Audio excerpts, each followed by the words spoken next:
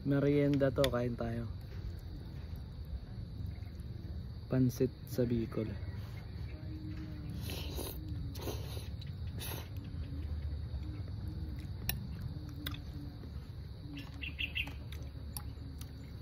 Siya nga pala,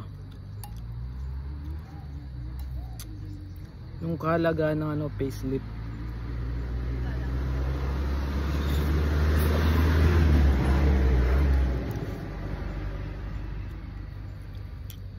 Yung payslip ko pala, ano, kulang siya ng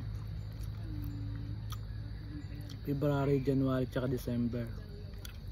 Dahil ano, hindi ako humingi ng payslip sa kapitan ko before eh.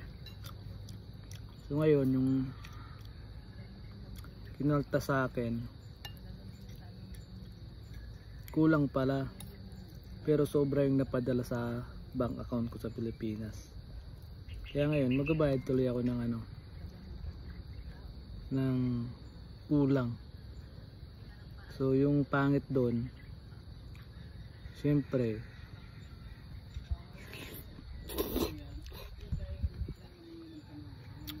dahil wala kang katibayan, maghahagilap ka ng proof. Kaya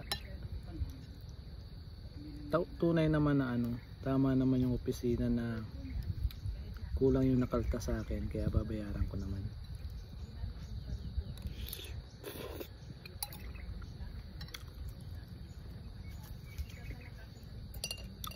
Buti na lang tropa ko yung kapitan, pumalit sa kapitan na hindi nagbibigay ng payslip, si Captain Jurits.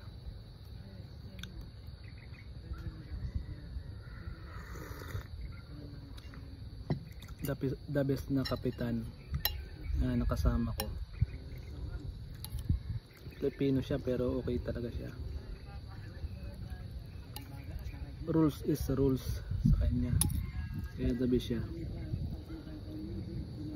Pagdating sa tao talagang tutulungan kayo.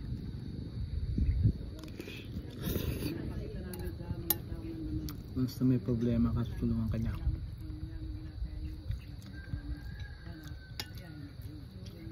Sama ka pa sa gala.